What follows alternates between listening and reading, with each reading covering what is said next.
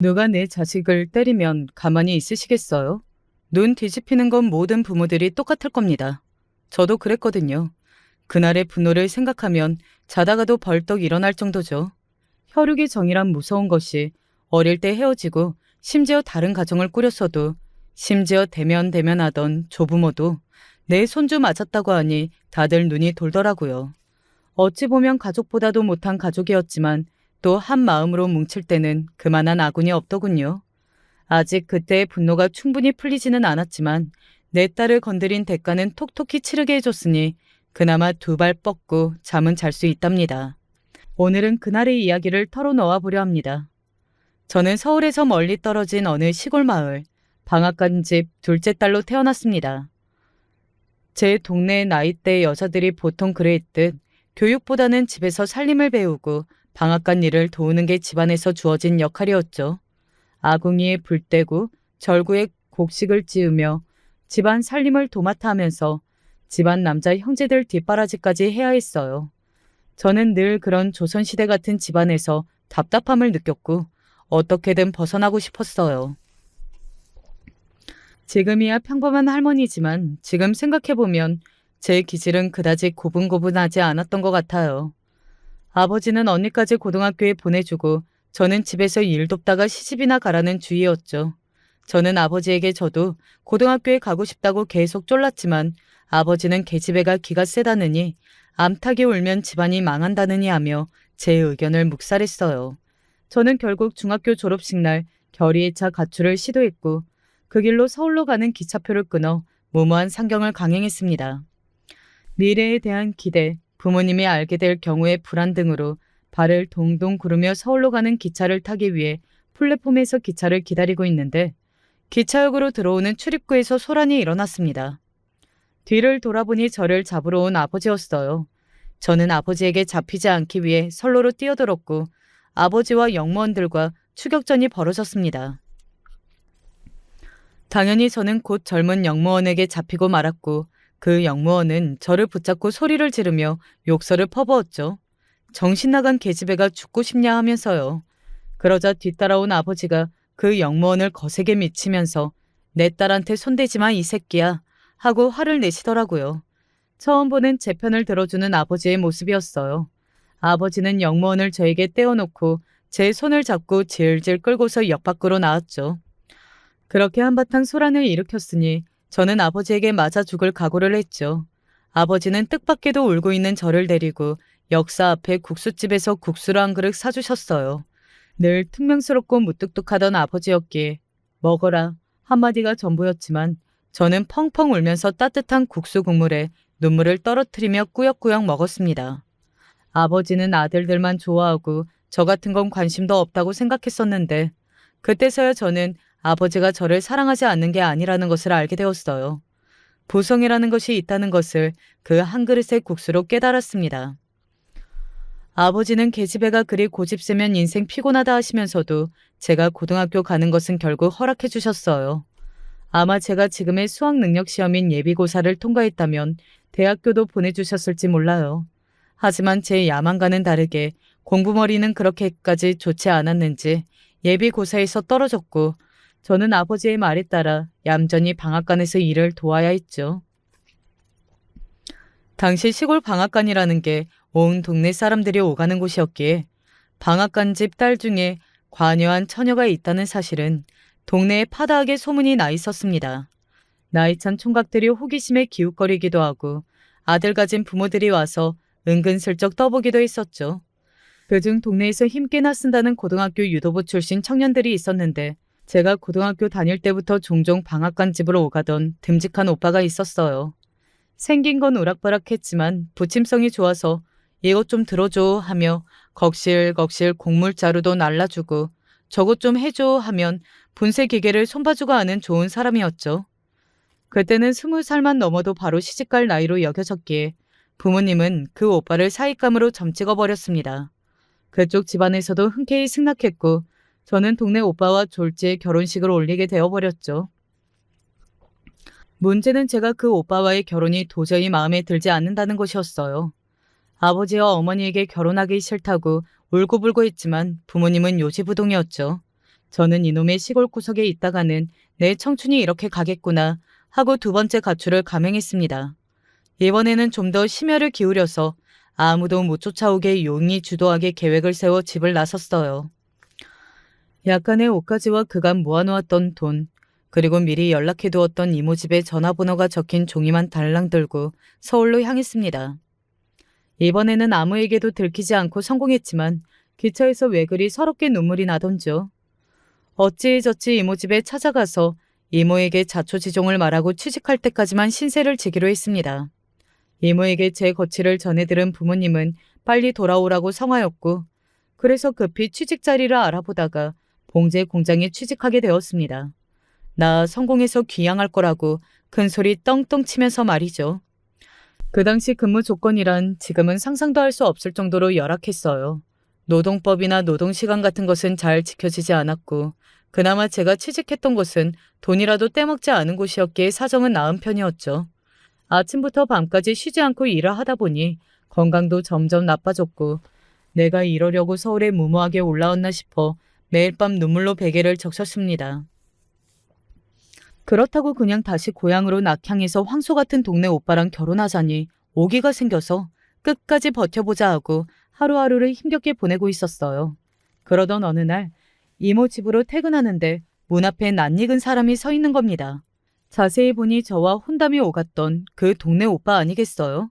저는 놀라서 꿈인가 생시인가 하고 오빠를 보고 있었는데 오빠가 저에게 오더니 이 바보야, 쌀가루처럼 뽀얗던 얼굴이 왜 이렇게 상했어 하더라고요. 그 말이 제 서름을 건드렸는지 오빠 품에 안겨 펑펑 울고 말았죠. 그렇게 저는 동네 오빠와 극적인 만남을 가졌고 부모님의 의지가 아닌 저희들의 의지로 연애를 시작했어요.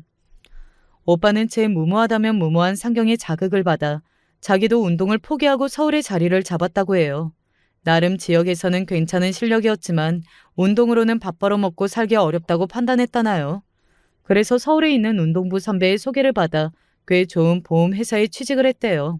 당시에는 능력보다 인맥이 더 통용되던 시기였기 때문에 가능했던 일이기도 하죠. 인맥으로 들어갔어도 운동하던 사람이라 근성이 있어서 금방 승진할 수 있었고, 연애한 지 조금 지나자 저희의 보금자리 하나 얻을 정도로 돈을 모을 수 있었답니다. 저와 오빠는 결국 연애 끝에 양가 부모님이 원하시던 결혼식을 올렸습니다. 결혼식도 우여곡절이 많았죠. 부모님은 제가 가출한 건 괘씸했지만 자식에게는 부모 없다고 결국 이해해 주셨어요. 그런데 문제는 제가 살던 동네가 옆집 수저가 몇 개인지까지 다 아는 곳이어서 방앗간 집 둘째 딸이 결혼하기 싫다고 집을 나갔다더라. 혼감 오가던 총각이 방앗간 집 둘째 딸을 따라서 서울로 갔다더라 하는 소문이 파다하게 난 상태였다는 것이었죠.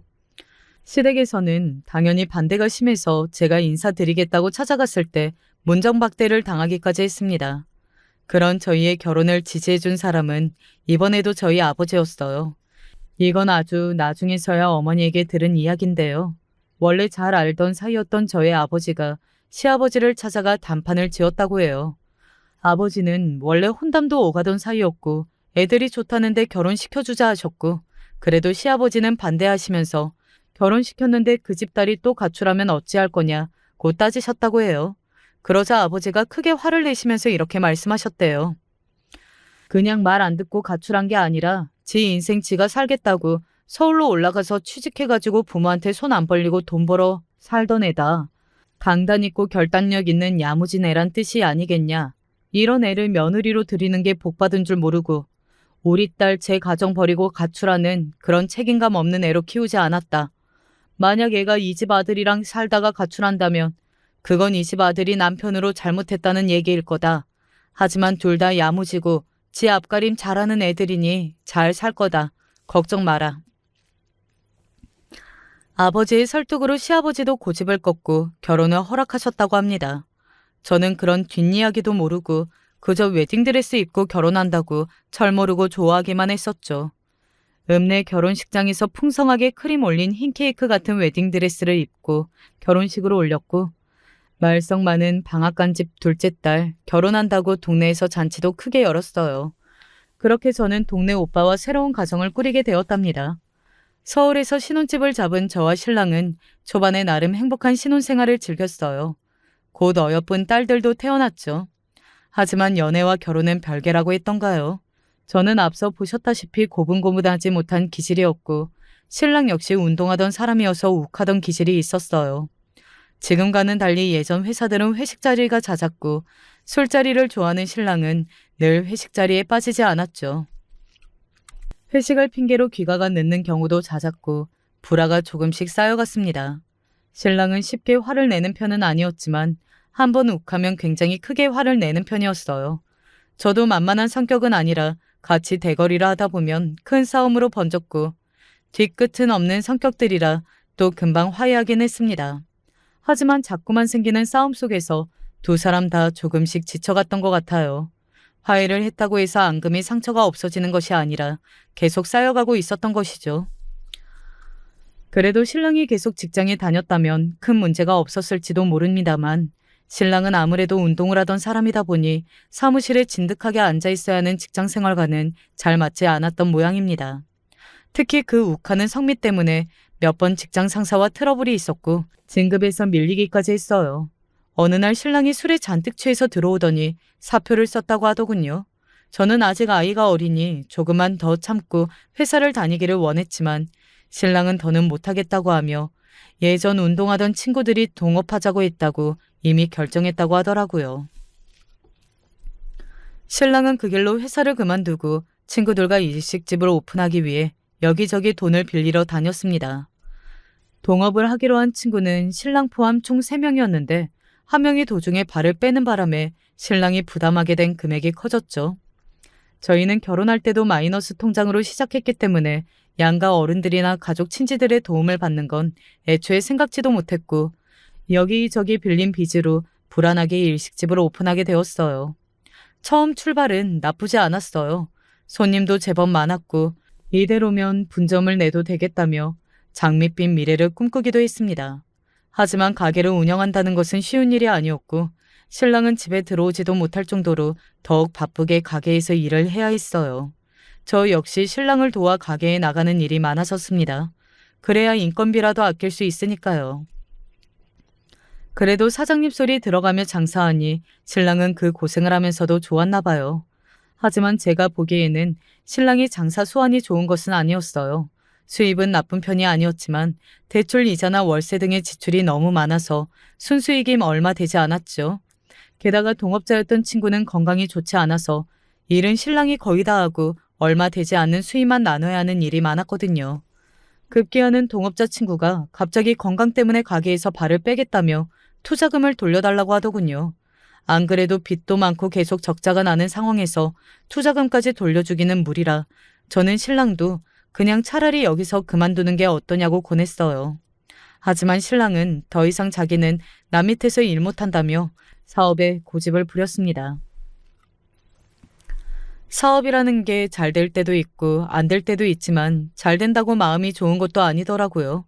잘 되면 안 될 때를 대비해서 돈을 움켜쥐고 있어야 하고 언제 또 경제 위기나 식당 관련 이슈가 생겨서 적자가 날지도 모른다는 불안 속에서 살아야 했죠.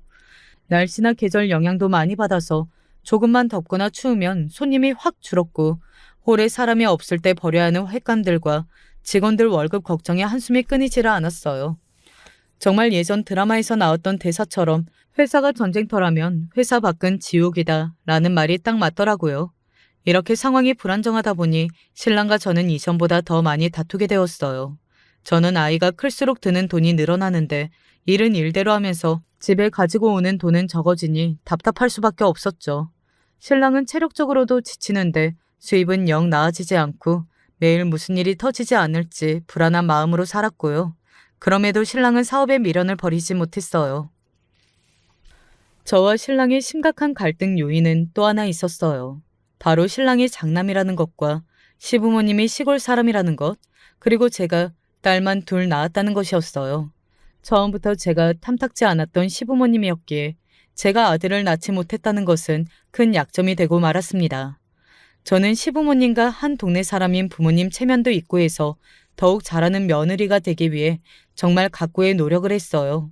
바쁜 와중에 일주일에 한 번은 꼭 시골에 내려가 시부모님 수발을 들어드렸고 명절에는 바로 옆 동네인 친정에 아예 가지도 못할 정도로 시댁에서 뼈가 갈리도록 일을 했고요. 모두 신랑은 일이 바빠서 명절에조차 오지 못하니 저 혼자 아이들을 이고지고 다니며 해내야 했죠. 하여간 시부모님은 단 한 번도 웃으면서 저와 아이들을 맞이해 주신 적이 없었어요. 이 집 며느리가 됐으니 이 집의 허드렛 일까지 당연히 해야 하는 것이었고 손녀들 예쁘다고 안아준 적, 용돈 한 번 쥐어준 적 없었답니다. 한 번은 큰딸이 어릴 때 저에게 그렇게 물어본 적도 있었어요. 엄마, 엄마의 엄마는 외할머니인데 왜 외할머니한테 안 가고 친할머니한테만 가? 친할머니는 엄마를 좋아하지도 않는데. 참 할 말이 없더라고요. 아이들도 알 정도로 시댁의 냉대를 받아가며 수발을 들었지만 정작 신랑은 제 고생을 알아주지 않더군요. 일주일에 한 번 아이들을 데리고 시부모님을 만나뵈러 간다는 건 정말 쉬운 일이 아니잖아요. 그런데도 너무 바쁘거나 아파서 못 가게 되면 이번 주는 안 가? 하면서 시댁 가는 걸 오히려 당연하게 여기더라고요. 제가 많은 것을 바란 것도 아니고 신랑이 저에게 힘들었지, 갔다 오느라 고생했어, 고마워 같은 따뜻한 말 한마디였으면 되었을 텐데 자기도 여유가 없으니 신경이 날카로워져서 제가 지친 몸을 이끌고 집에 돌아오면 집안 청소 좀 해라, 빨래가 쌓였다, 밥이 없다, 밥해라 하고 집안일만 시켰어요. 제가 시부모님께 잘 하려는 이유는 신랑에 대한 나름의 애정과 그래도 내 가족의 한 부분이라는 책임감, 저의 부모님의 체면 등등의 이유들 때문이었지만 시댁과 신랑을 제 가족이라고 생각했던 것은 저만의 착각이었을지도 모릅니다. 시댁은 신랑까지만 자기 가족이라고 생각했던 것 같고 아들을 낳았다면 그 아들까지 자신들의 가족이라고 생각했겠죠. 신랑도 자식 자랑만큼은 극진했지만 저는 자기 대신 자기 부모님을 모시는 사람, 그리고 자기 자식 키워주는 사람 정도로만 생각하는 것 같았어요. 서울까지 쫓아와서 결혼하자 했던 그 마음은 이미 차갑게 식어 있었죠. 그건 저도 마찬가지였고요. 결국 큰딸이 막 초등학교 들어갈 때쯤 일이 터지고 말았습니다. 당시에 보증이라는 제도 때문에 많은 사람들이 피해본 거 아시지요? 하루하루 먹고 살기도 빠듯한 마당에 남편이 친척 보증을 잘못 서주는 바람에 갚아야 할 빚이 청정부지로 치솟아버린 거예요. 안 그래도 갚아야 할 빚이 많은데 보증빚이라니 그야말로 눈앞이 깜깜했습니다. 집에 그 유명한 빨간 딱지들이 붙고 빚쟁이들이 돈 내놓으라고 집으로 찾아와 대문을 두들겨댔어요. 신랑은 빚쟁이들에게 붙잡힐까봐 집에 들어오지도 못했죠. 겨우 빚쟁이들이 없는 틈을 타서 집에 온 신랑은 일이 이렇게 되어 미안하다고 하더군요. 저는 가슴을 치면서 눈물을 쏟았어요. 앞으로 어떻게 할 거냐고, 우리 애들 어떻게 할 거냐고요. 신랑과 오랜 상의 끝에 이렇게 하기로 결정했습니다. 빚은 반드시 갚을 것이고 빚을 변제받기 위해 파산 신청을 할 것이다. 그리고 이혼을 해서 법적으로 얽힌 것이 없도록 하자. 내 잘못으로 인해 우리 애들에게 피해가 가지 않기 위해서다. 신랑의 입에서 이혼이라는 말이 나오는 순간 저는 세상이 전부 무너지는 줄 알았습니다. 당분간이다. 법적으로 그렇게 할 뿐이지 멀리 떨어져 있더라도 곁에 없더라도 내가 아빠로서 모든 책임을 다할 것이다. 숨이 막히도록 우는 저에게 신랑은 믿음을 주기 위해 애를 쓰며 그렇게 말했지만 그걸 어떻게 장담할 수 있겠어요. 당시에는 이혼이라는 말 자체가 흔치 않았던 때라 저는 그야말로 제 인생이 끝났다고 생각했죠. 하지만 그 방법 말고는 도리가 없었기 때문에 신랑은 그날 이후 자취를 감추었고 10년이 훌쩍 지나도록 얼굴 한번 볼 수 없었습니다. 저는 그렇게 어린 두 딸과 홀로 남겨졌습니다. 신랑이 자신의 가장 친한 친구를 통해 매달 제게 보내주는 생활비로 신랑의 생사를 확인할 수 있었을 뿐 어디서 무엇 하며 이 돈을 보냈는지 알 수 없었죠. 다만 자기 말대로 매달 한 번도 빠지지 않고 제게 생활비를 보내왔고 그것이 우리 가족의 유일한 연결고리였어요. 저는 저 나름대로 청소 일이든 보육 일이든 할 수 있는 일이라면 닥치는 대로 하며 생계를 꾸려 나갔습니다. 다행히도 신랑이 어떻게든 보내는 생활비가 있어 넉넉하지는 않았지만 아주 쪼들리는 생활은 아니었어요. 신랑은 자기 말대로 멀리 떨어져 있더라도 곁에 없더라도 아버지로서의 책임을 다했죠. 신랑이 그렇게 되고 저도 제가 할 수 있는 일을 알아보았지만 고등학교만 졸업하고 가정주부로만 살아온 제가 할 수 있는 일은 그리 많지 않았습니다. 저는 제 소중한 두 딸이 저처럼 살기를 원치 않았어요. 다행히 두 딸은 모두 영특해서 공부도 곧 잘하고 집안 사정이 어렵다는 것을 알고 일찍 철도 들었죠. 아이들 모두 어려운 형편 속에서 바르게 자랐고 그 힘들다는 사춘기도 없이 착하게 청소년기를 지나갔어요. 누구보다 예쁘고 귀한 저의 아이들만이 제 삶의 희망이었기에 저는 모든 일들을 이겨낼 수 있었답니다. 조금만 딸 자랑을 해도 될까요? 큰딸은 빨리 취직을 해서 돈을 벌고 싶다면서 간호사로 진로를 정했어요. 집안 사정이 아이에게 부담을 준 것이 아닌가 하고 죄책감이 들었지만 큰딸은 공부를 잘 못해 의사가 되지 못해 미안하다며 너스레를 떨었죠. 물론 큰딸이 간 간호학과도 서울 최상위권 대학이라 웬만한 성적으로 갈 수 있는 곳이 아니었답니다. 과외 한 번 안 하고 혼자 밤새서 공부해서 그렇게 좋은 결과를 낸 거였어요. 그리고 대학 다니면서도 매학기 장학금을 받고 다닐 정도로 열심히 노력했고요. 정말 기특하고 자랑스러운 딸이었어요. 큰딸이 공부 잘하는 모범생이라면 막내딸은 신랑을 닮아서인지 운동 쪽에 재능이 있었어요. 몸집이 좋아서 학교를 다니면서도 유도나 역도 쪽 선생님들이 운동을 권하시는 일이 종종 있었죠. 중학교 때 본격적으로 운동을 하기 시작했고 제법 재능이 있었던 모양이에요. 자기 꿈이 국가대표 선수라니 말리지는 못하고 입시학원도 끊어주긴 했지만 여자아이인데도 매번 붕대를 감고 다니고 온몸에 멍이 들어서 다니는 모습이 참 안쓰럽더라고요. 그래도 여자 셋만 있는 집안에 막내가 있어 든든했던 건 사실이에요. 어릴 때부터 누가 자기 언니를 괴롭힌다고 하면 나서서 응징해주고 오는 대장부 같던 막내였죠. 본인도 그걸 느꼈는지 자기가 강해져야 된다고 무리하게 훈련하기도 했어요. 결국 고등학교 때 큰 부상을 당해서 선수로 가는 길은 중단되어 버렸고 조금 방황을 하긴 했지만 대신 스포츠 교육 쪽으로 진로를 정해 자기 나름 꿈을 이어가게 되었습니다. 큰딸이 대학교 졸업을 앞두고 있었을 즈음 자취를 감추었던 신랑이 갑자기 찾아왔어요. 저녁에 찾아올 사람이 없는데 배를 누르길래 누군가 하고 봤는데 웬 중년 남자가 서 있더라고요. 처음에는 정말 못 알아볼 정도였어요. 하지만 곧 모두들 서로를 알아보았고 신랑과 저 큰딸과 막내딸 모두 부둥켜 안고 울었죠. 신랑 역시 저를 보고 너무 변해 놀랬다고 했고 두 딸들이 더 이상 아가가 아니라 어엿한 숙녀로 자라 놀랐다고 하더군요. 10년이 넘는 세월이었고 그동안 둘 다 몸고생 마음고생 심했으니까요. 신랑은 드디어 빚을 모두 다 청산했다며 이제는 딸들이 아빠 보고 싶으면 언제든 볼 수 있다고 하더군요. 드디어 그날이 온 거였어요. 하지만 신랑은 어쩌면 예상 가능했던 고백을 했습니다.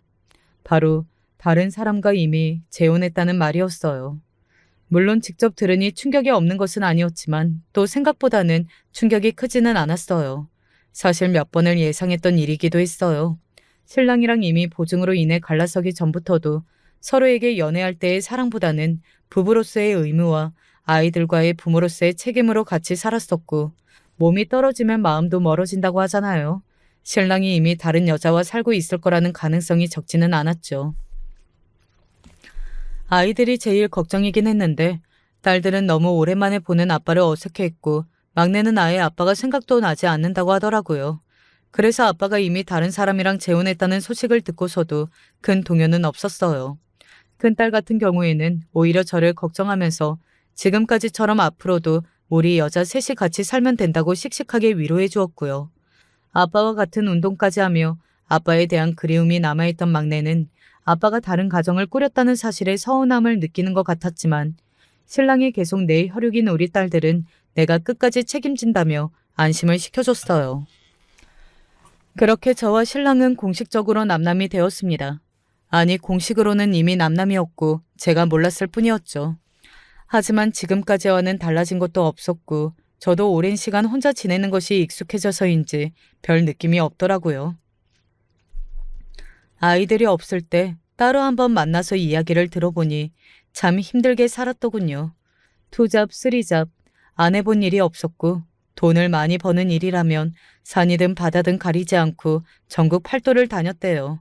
신용 불량자라서 집을 얻는 것 하나 쉬운 게 없었고 건강도 많이 안 좋아져서 암 수술도 한번 했다고요.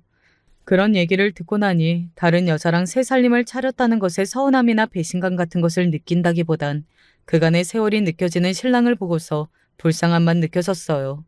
예전에 그 건장했던 체격은 어디 가고 비쩍 마르고 또래 다른 사람들보다 10년은 더 늙어 보이는 모습을 보니 그저 고생했다 한마디밖에 나오지 않았어요.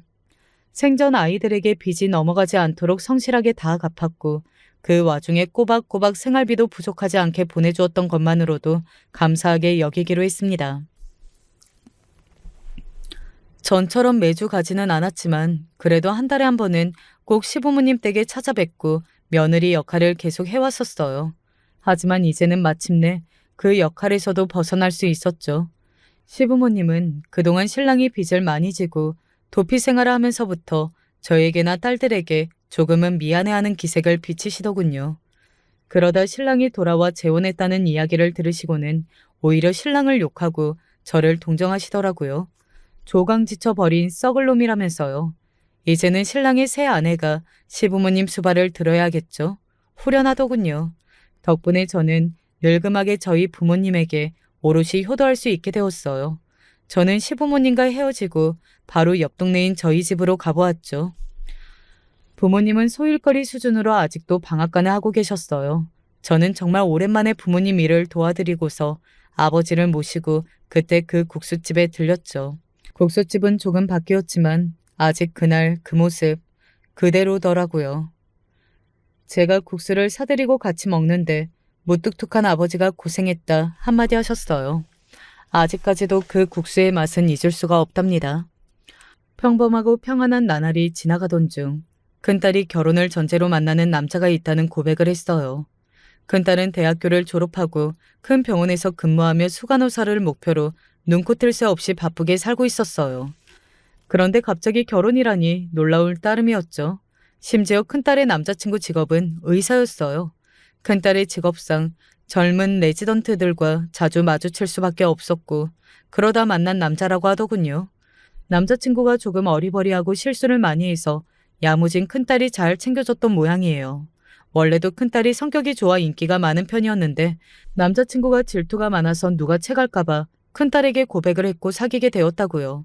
둘 다 바빠서 몇 번 헤어지기도 하면서 꽤 오랜 연애를 했고 남자친구가 개원하면서 청혼을 했대요.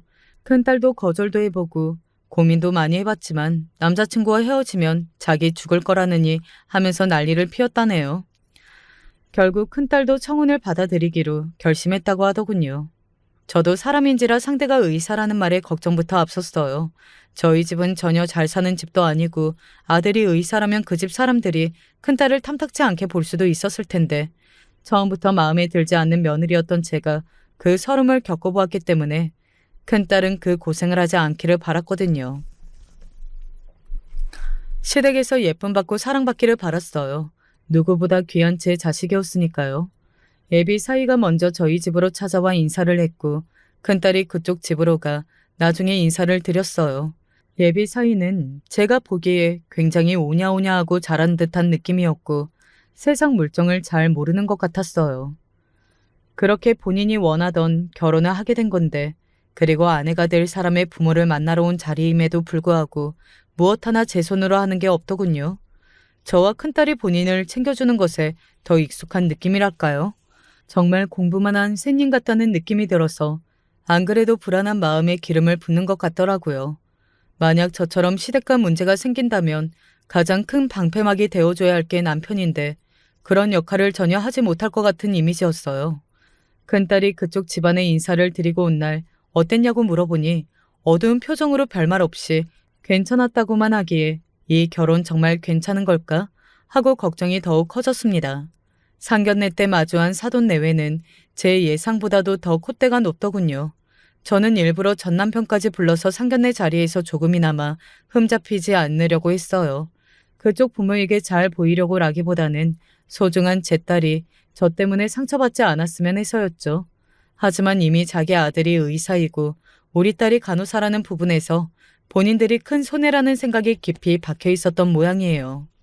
어떻게 알았냐고요? 한정식 집에서 마주보고 앉아서 처음 한 이야기가 그거였거든요. 이거 저희가 많이 미치는 장사인 거 아시죠? 사부인은 아들을 밖으로 나가라고 하더니 음식도 거의 손도 대지 않고 명백하게 항의하는 투로 저에게 계속 쏘아붙였어요. 저희 집 부자들만 사는 그 동네고요. 남편 의사에 저도 의사예요. 저희 아들 진짜 애지중지 키웠을 거 눈에 뻔히 보이지 않으세요? 저희 아들이 그 집 딸이 너무 좋아서 죽겠다고 하니까 억지로 여기까지 나왔는데 솔직히 아직도 사자 들어가는 선짤이 계속 들어오고 있어요. 변호사, 한의사, 약사. 그런 집안하고 결혼해야 저희가 말이 통할 텐데. 두 분 이혼하셨다면서요? 어머님은 고졸에 딱히 직업도 없으시고 아버님은 일용직 노동자라고요. 솔직히 자식 가진 입장에서 역지사지 해보면 아시겠죠? 따님이 어디 거렁뱅이 같은 남자 데리고 와서 결혼하겠다 하면 순순히 허락하시겠어요? 안 그래요? 아직도 그 분노하는 말투, 내려다보는 시선, 그럼에도 우아한 척하려는 가증스러운 모습 등 모든 순간이 잊혀지지라 않습니다. 저는 당장 벌떡 일어나 이 결혼 허락 못한다고 외치고 싶었고 수백 마디라도 대꾸하고 싶었지만 끝이 어떻게 되든 내 딸이 만나는 남자의 부모이니 끝까지 예의를 갖추자 하고 간신히 참았죠. 하지만 제 옆에 앉아있던 전 남편은 참기 힘들었나 봐요. 미간이 꿈틀하는 게 보이더라고요. 저희 딸도 사자 직업을 가졌고요. 애지중지 키웠습니다. 자식 가진 입장에서 역지사지 해보시면 지금 제가 그쪽을 얼마나 한심하게 보고 있을지 느껴지실까요? 이 결혼 제가 허락 못합니다. 전 남편은 그렇게 일가라고 벌떡 일어나 자리를 박차고 나가버렸어요. 저는 전 남편을 따라 말없이 한정식 집 밖으로 나갔죠. 큰딸이 급히 저희를 쫓아나왔고 저희는 큰딸만 데리고 곧장 집으로 왔습니다. 저는 이런 대접받으며 결혼하면 틀림없이 오래 못 간다. 네 남편 될 사람이 얼마나 방패막이 되어줄 것 같으냐. 결혼은 다시 생각해봐라. 하고 큰딸을 설득했어요. 헌데 사춘기 한번 겪지 않을 정도로 착하던 큰딸이 자기는 이미 결혼하기로 결심했다면서 저에게 마구 화를 내며 울부짖더라고요. 엄마, 나 지금까지 엄마의 착한 딸로 열심히 살았어. 근데 나도 잘 살고 싶었어. 나도 과외받고 좋은 학원 다니면서 의사 될 수 있었는데 엄마랑 아빠가 그렇게 못해줬잖아. 엄마 아빠가 불쌍하니까 아무 말도 못하고 살았잖아. 나 내 자식한테는 의사 아빠 만들어주고 싶고 부자들 사는 데서 살고 싶고 뭐 먹고 싶다, 뭐 사고 싶다, 뭐 하고 싶다. 자유롭게 말할 수 있는 환경 만들어주고 싶어. 심지어 의사인 남자가 나 아니면 죽고 못 살겠대. 나 이 결혼 할 거야. 시부모님이 나 탐탁지 않게 여긴다면 그냥 미움받고 살 거야. 계속 그렇게 반대하실 거면 제 결혼식에 오지 마세요. 큰딸의 목소리가 제 가슴에 대못을 쾅쾅 받는 것 같이 들렸어요. 저는 큰 충격을 받고 아무 말도 못했어요. 큰딸은 그렇게 처음으로 저에게 반항하고 집을 나가버렸죠. 그 모습은 영락없이 가출을 감행하고 철도 위를 도망쳐 나가던 제 모습, 제 기질 그대로였어요. 아, 그래. 저 아이에게도 내가 품었던 그런 청운의 마음이 있었구나. 있었는데 부모가 불쌍해서 누르고 산 거였구나. 하고 깨달았죠. 평생을 착하게만 살아왔던 딸이 그렇게 결혼을 하고 싶다는데, 솔직한 말로 신분 상승을 하고 싶다는데 제가 어떻게 더 말리겠어요. 저는 그날 이후 더 이상 큰딸에게 가타부타 이야기하지 않고 큰딸이 하는 대로 따랐어요. 전 남편도 처음에는 결혼 못하게 막자고 했지만 제가 우리 딸 하고 싶은 대로 하게 두자고 설득했고요. 그 집에서 보기에는 저희가 거렁뱅이로 보였겠지만 그래도 혼수 섭섭하다 말라오지 않게 집 보증금에 모아두었던 금은보화 다 팔아서 좋은 걸로 해주었어요. 물론 그마저도 성에 차지는 않았을 테지만요. 결혼식장에서 사돈댁을 다시 만났는데 눈도 마주치지 않았죠. 하고 싶은 말은 많았지만 모두 삼켰습니다. 제 딸을 위해서요. 누구나 꿈꿀 만한 호화스러운 결혼식에서 큰딸은 세상 가장 아름다운 신부였어요. 눈물이 흐르는 것을 애써 참았죠. 결혼식에 저희 친지들은 아주 소수의 인원만, 그것도 입단속 단단히 시키고 들어올 수 있도록 식사도 따로 내준 방에서 하게 했어요. 사돈댁에 누가 되지 않게 결혼식에 참석하고서 조용히 결혼식장을 빠져나오는 것이 저희의 임무였거든요. 저와 전 남편은 불청객일 뿐이었으니까요. 큰딸은 결혼식 이후 집에 한 번도 오지 않았고 정말 가뭄에 콩나듯 안부 전화만 했어요. 시댁에서 시부모님을 모시고 산다고 했었고 남편 도와서 병원 일 하기에도 바쁠 테니 아마도 전화할 시간이 많지는 않았겠죠. 막내와는 간혹 만나는 것 같았는데 막내도 언니가 입단속을 했는지 아무리 캐물어도 그냥 잘 지내고 있다는 말 외에는 별말을 안 하더라고요. 정말 잘 지낼 리 없는데 그 여린 속이 새까맣게 썩고 있을 텐데 저는 큰딸 걱정으로 매일 밤을 지새웠죠. 아버지도 저를 시집 보내놓고 이런 심정이셨을까요? 그렇게 큰딸이 결혼하고 시간이 1년 정도 흘렀어요. 막내가 어느 날 언니를 만나고 와서 한숨을 푹푹 쉬는 거예요. 제가 왜 그러냐고 물어보니 굉장히 주저주저하다가 휴대전화로 사진 한 장을 저에게 보여주었어요. 사진 속에는 그토록 그리던 큰딸이 있었죠. 조금 말랐지만 본인이 원하던 우아한 의사 부인의 모습을 하고 있더라고요. 저도 모르게 아유 우리 딸 이쁘네 했어요. 그런데 막내가 아니 엄마 좀 자세히 봐봐 하면서 사진을 확대하더군요. 머리카락에 가려진 눈끝 쪽이 조금 거무주축했어요. 그림자인가 하고 자세히 보는데 막내가 커피를 들고 있는 큰딸의 손목 쪽도 확대해서 보여주었어요. 가느다란 손목엔 선명하게 푸른 멍이 들어있었죠. 설마 아닐 거야 하며 몇 번이고 사진을 들여다보았어요. 막내가 사진을 보여준 이유는 제가 생각하는 이유와 같았어요. 분명 멍자국이었어요. 막내는 다른 날 찍은 사진도 보여주더군요. 언니와 같이 찍은 사진이었는데 종아리에 붕대를 감고 있더라고요. 이건 뭐야? 왜 붕대를 했대? 언니 말로는 그릇을 떨어뜨려서 유리 파편이 튀는 바람에 꿰맸다는데 아무래도 이상해. 만날 때마다 어디를 다쳤다는 거야. 오늘도 청소하다가 넘어져서 다쳤다는데 내가 운동해서 잘 알잖아. 이건 넘어져서 생긴 상처가 절대 아니야. 얼굴은 어디 찧어서 그렇다 쳐도 이 손목에 난 멍은 분명 누가 세게 잡아서 생긴 거야. 저는 막내의 휴대전화를 떨어뜨렸고 그 자리에 풀썩 주저앉았어요. 세상 가장 어여쁜 내 딸이 시집가서 맞고 살고 있다고? 그 도도하고 고급스러운 사람들이 내 딸을 때린다고? 저는 치미는 분노와 혼란 때문에 숨도 쉬지 못하겠더라고요.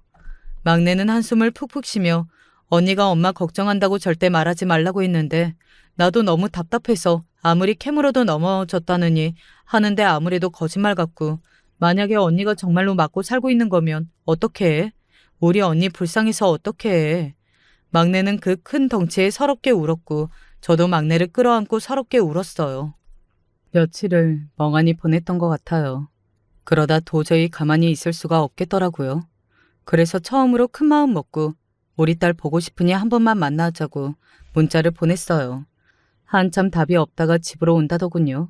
그래서 저는 급히 장을 봐서 큰딸이 좋아하는 소시지, 감자볶음, 매실 장아찌 등 할 수 있는 반찬들을 잔뜩 해놓고 큰딸이 오기만을 기다렸어요. 몇 시간 후에 큰딸이 비밀번호를 누르고 집으로 돌아왔어요.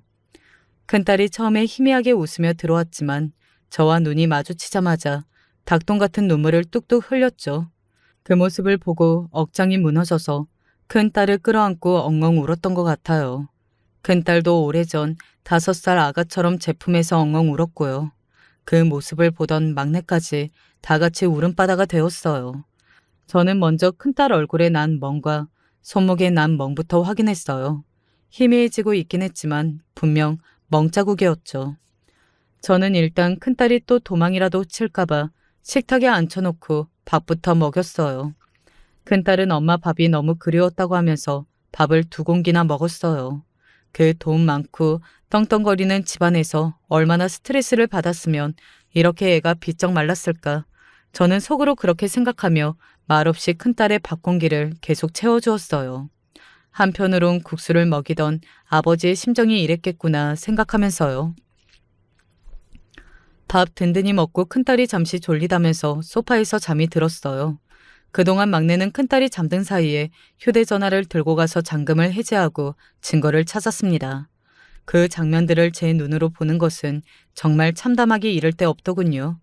큰딸 휴대전화의 사진 앨범에는 동영상이 많이 있었어요. 아마도 홈캠 같은 영상이었던 것 같았죠. 최근 영상을 재생해 보았고 으리으리한 집안 거실의 모습이 보였어요. 그 속에서 큰딸이 일 끝나고 집에 들어오자마자 그 집 시모가 다가오더니 와인병 같은 것을 집어 던지는 장면이 찍혀 있었죠. 와인병을 얼굴에 맞은 큰딸이 자리에 주저앉았고 시모는 큰딸의 손목을 잡고 질질 끌고서 어디론가 가는 장면이었어요. 다른 동영상들도 비슷했습니다. 아마도 큰딸이 무슨 일이 생길 경우 증거 자료로 남겨놓으려고 한 것 같았어요. 어떤 영상에는 시모가 도자기를 큰딸에게 집어 던지는 바람에 도자기가 와장창 깨졌는데 그 파편이 큰딸 다리를 스치고 지나가면서 붉은 피가 보였어요. 큰딸은 다리를 움켜쥐고 주저앉더군요. 또 다른 영상에서는 아예 대놓고 큰딸의 뺨을 후려 갈겼고요. 더 기가 막힌 장면은 그 옆에 사위가 멀뚱히 서 있는 것이었어요. 자기 아내가 시모에게 맞고 있는데 마치 남의 일인 것처럼 보고만 있었어요. 영상들을 보면서 저는 처음으로 사람에게 살의를 느낄 정도였습니다. 막내는 그 영상들을 자기 노트북에 옮겨놓고 아무 일 없었다는 듯 자리에 가져다 놓았어요. 큰딸은 곧 잠에서 깨어나 늦으면 안 된다면서 급히 돌아가더군요. 마치 큰일이라도 난 것처럼 겁에 질려서요. 저는 정말 보내고 싶지 않았지만 일단 그 지옥 같은 집으로 돌려보냈어요. 그리고 전 남편을 호출했죠. 전 남편은 막내의 노트북으로 큰딸이 맞는 동영상을 보았고 저는 사람 눈에서 안광이 보이는 것을 처음 느꼈어요. 전 남편은 그대로 두면 당장 달려가 그 집안 사람들을 다 잡아 죽일 것 같은 기세로 가만히 있지를 못했어요. 저는 혹여 큰딸에게 피해가 가서는 안 된다. 화가 난다고 막 행동하지 말고 차분히 방법을 생각해보자 하며 전 남편을 막아보려 했지만 흥분한 전 남편은 씩씩거리며 어디론가 전화를 했어요. 잠시 후 저희 집 앞으로 승합차 한 대가 섰고 한눈에 봐도 조폭 같은 사내들이 우르르 내리는 것이 아니겠어요? 누가 형님 딸을 건드렸다고요? 하면서요. 저는 기가 막혀서 조폭들을 불러서 어쩌자는 거야 하고 물었더니 조폭이라니 그런 실례의 말을 다들 성실히 세금 내며 일하는 내 유도부 후배들이야 하더라고요. 도대체 뭘 어쩌려고 그러냐 하니 참교육 좀 시켜줘야지 하며 그 유도부 후배들이란 사람들과 사라져버렸어요. 나중에 자세한 사정을 들어보니 전 남편은 그대로 사위가 한다는 병원에 직행한 모양이에요. 그리고 퇴근하려는 사위를 붙잡고서 그대로 술집으로 향했대요. 그 스님 같은 사위가 우락부락한 조폭 같은 남자들에게 둘러싸여 끌려가듯 술집으로 갔고 전 남편은 남자 대 남자로 물었대요. 내 딸이 그 집에서 학대당하고 있는 증거 자료가 있다. 남자라면 당연히 제 처자식 목숨을 걸고서라도 보호해야 하는 거 아니냐. 그런데 그걸 보고만 있어? 네가 사내 새끼라면 결단을 내려라. 너는 네 처를 보호할 거냐 아니면 보내줄 거냐. 만약 계속 이런 일이 지속된다면 나는 내 딸을 지키기 위해서 절대 가만히 있지 않을 것이다. 불안하고 초조한 하루가 지나고 큰딸에게서 전화가 왔어요. 엄마, 나 시모한테 뺨 맞았어. 집에 갈래. 힘없고 흐느끼는 목소리였죠. 저는 그 길로 당장 큰딸이 있는 그 집으로 향했어요. 앞뒤 보이지도 않았고 전 남편에게 짐을 실어야 할지 모르니 차를 가지고 오라고 연락했죠. 민경이가 시모한테 맞았대. 지금 데리러 가 하고서요. 택시를 타고 집 앞에 도착했는데 세상에 그 미친 시모가 큰딸의 머리채를 잡고 있는 거 아니겠어요? 큰딸은 집에서 나오려고 했는지 큰 가방이 바닥에 던져져 있더라고요. 큰딸은 벗어나려고 몸부림 쳤지만 시모가 악다구니를 쓰며 큰딸의 머리채를 잡고 놔주지라 않더군요. 네가 감히 내 아들을 버리고 이혼을 하겠다고? 어딜 가려고? 절대 못 가. 제가 눈이 뒤집혀져서 큰딸에게 달려가려는데 전날 저희 집 앞에 왔던 그 승합차가 끽 하는 마찰음을 내며 거의 시모를 칠 듯 정지했어요. 그 바람에 시모가 물러났고 제가 뛰쳐나가 큰딸을 감싸 안으며 보호했어요. 시모는 다시 큰딸에게 달려들려고 했지만 승합차에서 우르르 내리는 덩치들을 보더니 더 이상 달려들지 못하고 움찔하더군요. 저는 큰딸에게 차에 가 있으라고 하고 시모에게 달려들었어요. 제 입에서는 제 의사와 상관없이 비명 같은 고함이 터져 나왔죠. 내 딸한테 손끝 하나 대면 다 죽여버릴 거야. 그리고서는 시모의 따귀를 사정없이 갈겼어요. 처음으로 누군가를 때려본 순간이었죠. 시모가 길길이 날뛰며 제게 달려들려고 했지만 전 남편의 지인들이 막아섰기 때문에 함부로 달려들지 못했어요. 저와 큰딸은 전 남편의 친구들의 보호 속에서 그 악몽 같던 자리를 떴습니다. 시모는 분에 못 이겨 뒤에서 소리를 지르고 난리를 치는 것 같았지만 이젠 상관없었어요. 내 딸이 집에 오고 싶어 했고 저는 딸을 따뜻하게 맞이할 일만 남아 있었죠. 그 뒤 저녁부터 거의 매일 사위가 집으로 찾아온 모양이었어요. 하지만 저희 집을 지키고 있는 전 남편의 친구들과 후배들이 보디가드들처럼 철통같이 저희 집을 지키고 있었기에 아예 코빼기도 볼 수 없었어요. 하루는 막내가 그놈을 집 앞에서 마주쳤는데 너무 화가 나서 바닥에 매다 꽂았다고 하더라고요. 잘했다고 해주었죠. 큰딸에게 자초지종을 들어보니 사위도 그 미친 시모에게 학대당하면서 자랐다고 해요. 하지만 거의 세뇌당한 수준이라 자기 엄마에게 벗어나지를 못했고 부모가 자식을 때리는 건 그럴 수 있는 거라고 생각했다네요. 큰딸은 자기마저 사위를 떠나면 그 사람이 너무 불쌍해서 떠나지 못하고 있었는데 그날 집에 와서 제가 차려준 집밥을 먹으면서 자기도 엄마의 소중한 딸이라는 사실을 깨달았대요. 맞아요. 누구보다 소중한 제 자식이죠. 의외인 점은 성인이 되고서 거의 큰딸 얼굴을 보지도 못했던 제 부모님과 시부모님도 분노를 금치 못했다는 것이었어요. 이제는 90세가 다 된 연세였는데도 제가 아버지에게 아버지, 제 딸이 시댁에서 맞고 살다 돌아왔어요. 하고 신세 한탄을 했더니 그게 시부모님 귀에도 들어갔나 봐요. 동네는 좁지만 그 자식의 자식들까지도 성인이 되었다 보니 한 다리만 건너면 판사며 변호사며 죄다 있더군요. 시아버지는 내 손주가 억울한 일을 당했다는데 가만히 있을 수 없다 하면서 그분들을 소개시켜 주셨어요. 상대 집안이 큰 로펌을 끼고 소송을 진행했는데 저희도 다행히 그에 지지 않는 큰 로펌과 연이 닿아서 큰딸이 이혼 소송을 진행하는 데 많은 도움을 되었어요. 이미 증거 자료도 많았고 사위도 순순히 사실들을 인정해서 질이 맹렬했던 이혼 소송은 큰딸에게 좋은 방향으로 마무리되었어요. 큰딸은 조금 쉬다가 다시 간호사로 취직해서 평안한 나날을 되찾아가고 있습니다. 혈연이라는 것이 참 신기하다고 느껴졌어요. 저와 저의 아버지도 그러했고 제 전남편과 시부모님도 큰딸과 제 전남편도 큰딸의 남편이었던 예전 사위도 그 미친 시모에게는 소중한 자식이겠죠. 저에게는 시부모님과 전남편이 결코 좋은 가족이라고 볼 수 없었지만 또 제 딸이 위기에 닥치니 한 마음으로 나서서 도움을 주었고요. 그 끈끈한 인연은 절대 사라지지 않는구나 하고 생각하게 되었습니다. 저와 딸들은 다시 평범한 일상을 지내고 있답니다. 저는 큰딸 다시 살찌우기 프로젝트에 들어가서 매일 10첩 밥상을 차려주고 있어요. 큰딸은 자기 더 살찌면 다시 연애 못한다고 귀여운 투정을 부릴 정도로 밝은 모습을 되찾았죠. 얼마 전에는 막내가 자기 남자친구라며 웬 거구와 덩치를 데리고 왔는데 지 아빠를 쏙 빼닮아서 한참을 웃었네요. 앞으로 우리 가족에게 이렇게 웃는 일만 가득했으면 좋겠습니다. 설령 어떤 일이 또 생기더라도 잘 이겨낼 수 있을 거예요. 결코 사라지지 않는 가족이란 인연의 끈이 있으니까요. 안녕하세요. 저는 김영순이라고 합니다. 나이는 올해로 70이 되었고 농사를 짓다 몸이 좋지 않아 이번에 구리로 올라와 아들네외 집에 얹혀 살고 있습니다. 제가 오늘 이렇게 사연을 보낸 건 얼마 전에 만나 어떤 무서운 한 남자 때문입니다. 먼저 제 소개를 하자면 저는 아들만 셋입니다.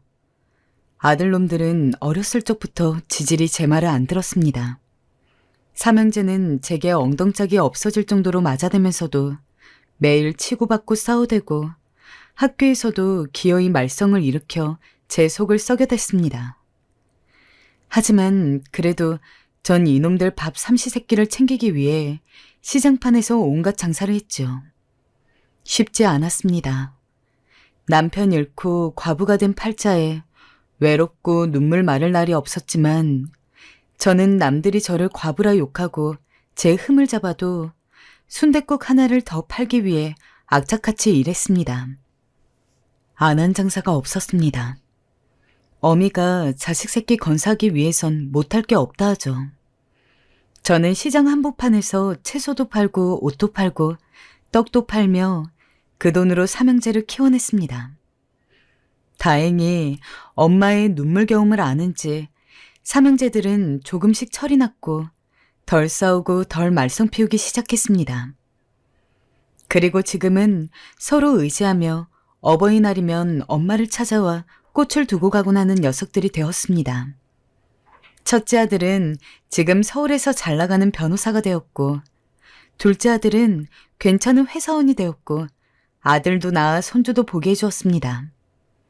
셋째 아들은 저와 함께 살고 있는데 워낙에 귀엽고 싹싹한 편이라 딸 하나와 사는 것 같은 기쁨을 누리게 해주고 있죠. 참 고달픈 인생이었지만 그래도 신이 절 불쌍하게 생각했는지 가엾게 여겼는지 인생 말년은 평안하더군요. 영순이 인생의 복은 말년에 몰려있나 하는 생각이 드는 게 참으로 살맛났습니다. 그런데 문제는 몇 달 전부터 생겼습니다.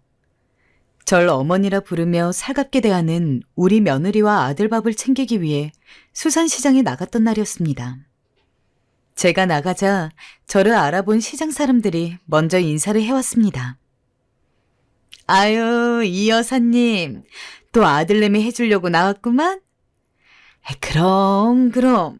다들 잘 지냈죠? 여기 사람들은 저를 이 여사님으로 부르곤 했습니다. 제가 장삿바닥에서 오래 구른 사람이라는 걸 알고 난 이후로부턴 괜히 높여 불러주는 거죠. 저는 씩 웃으며 손을 흔들다 장씨네 집으로 들어갔습니다. 장씨는 수산시장에서 제일 좋은 물건으로 장사를 하는 사람이었습니다. 게다가 인심도 좋아서 저는 장씨 가게에 자주 오곤 했습니다. 제일로 싱싱한 놈으로 줘요. 값 떨어지는 거 말고. 나 아주 정확히 알아보는 거 알죠? 그럼요. 이상한 거 줬다가 나 이 여사님한테 혼나지. 아는구만. 아니, 근데 장가는 언제 갈 거예요? 돈 좀 벌었으면 이제 좀 가야지. 그러다 좋은 여자 다 놓칠라. 아이고, 가야죠. 근데 이 여사님 말만 말고 좋은 여자 있으면 소개 좀 시켜줘요.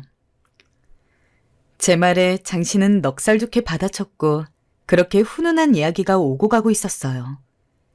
저는 빙긋 웃으며 장씨가 손질하는 걸 구경했습니다. 그날따라 해산물은 어찌나 싱싱하던지 보기만 해도 펄떡거리는 게 이것들을 얼른 요리하여 얼른 아들 입에 넣어주고 싶었습니다. 그런데 대게 박스를 들고 밖으로 나오던 그때였습니다.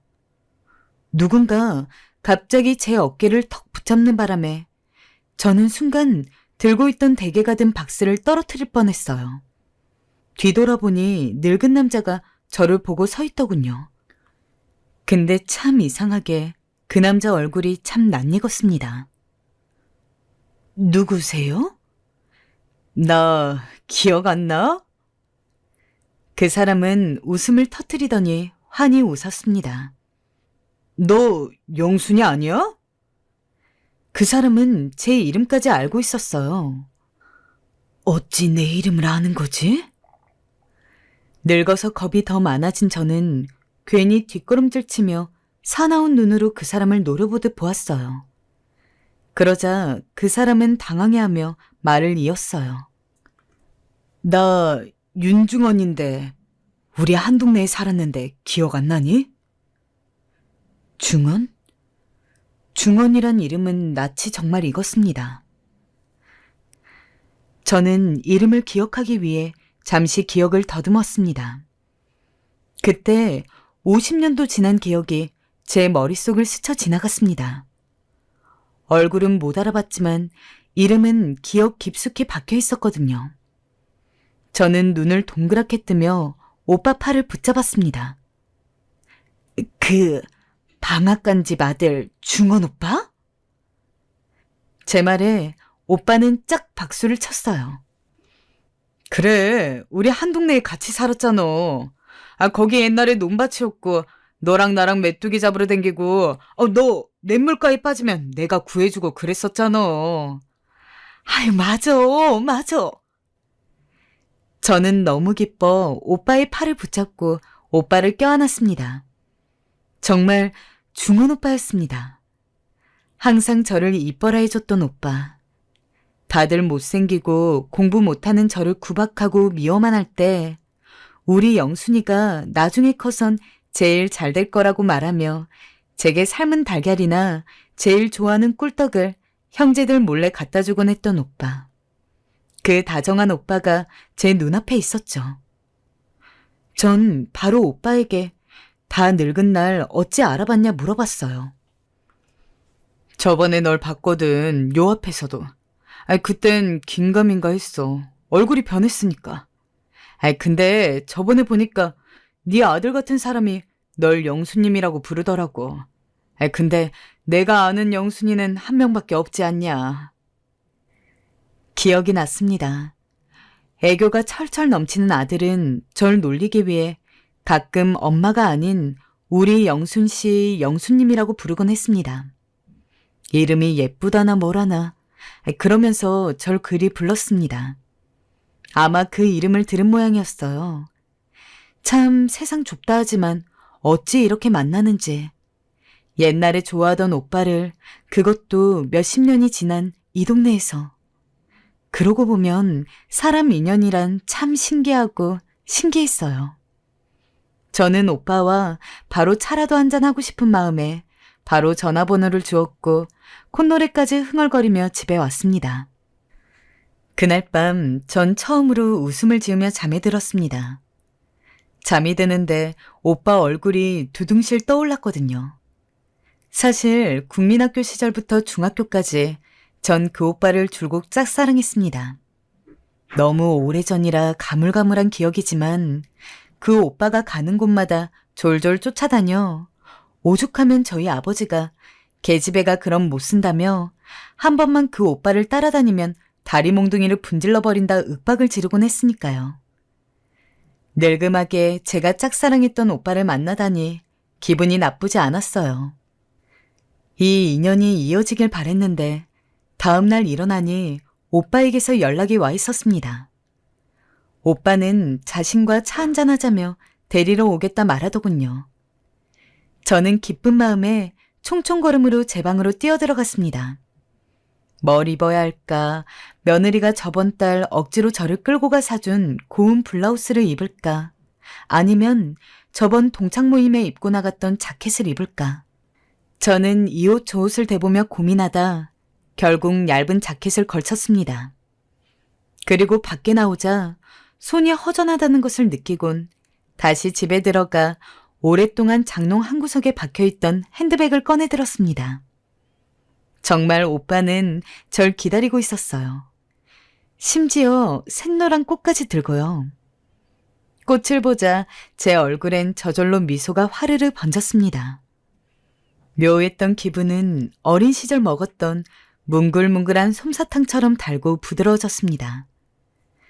마치 발이 공중에 붕 뜬 것처럼 아찔했죠. 곧이어 우리가 바로 자리를 옮긴 곳은 작은 찻집이었습니다. 찻집 안엔 80년대 노래가 흐르고 있었고 몇 안 되는 나무 테이블들이 조용하고 아늑한 분위기를 조성하고 있었어요. 좀 더 안으로 들어서자 군데군데 자리한 커다란 나무들이 눈에 띄었습니다. 반짝반짝 불빛을 내는 전구들이 나무들을 감싸고 있는 것이었어요. 와, 이쁘네요, 오빠. 그지? 내가 좋아하는 곳인데 너랑 한번 꼭 와보고 싶었어. 우리가 앉자 잠시 후 앞치마를 두른 남자가 직접 메뉴판이라고 적혀 있는 것을 갖다 주었습니다. 하지만 곧바로 저는 메뉴판의 가격을 보곤 인상을 찌푸렸습니다. 아유, 왜 이렇게 비싸 여기? 오빠, 우리 딴 데가. 차는 내가 타줄 수도 있어요. 내가 너 오랜만에 만나 사주는 건데 비싼 데 데려와야지. 나 그 정도 능력은 된다. 나 명색의 변호사였어. 지금은 눈이 안 좋아서 활자도 잘 안 보이지만. 오빠, 변호사 됐어? 제가 놀라자 오빠는 환히 웃었어요. 하기야 오빠로 말할 것 같으면 동네 어른들도 선생님들도 입을 모아 분명 이 동네에서 용이 난다면 그 용이 오빠일 거라고 말하곤 했었으니까요. 그런데 공부 잘하고 똑똑해야 할 수 있는 변호사가 됐다니. 시장 바닥에서 구른 저와 달리 우아하게 책상에서 다리 꼬고 서류를 들여다보는 오빠를 상상하니 역시 오빠는 멋있게 늙었구나 싶었어요. 그때 오빠가 물었습니다. 너 오빠들은 잘 사니? 가족을 묻는 질문에 저는 고개를 절레절레 저었습니다.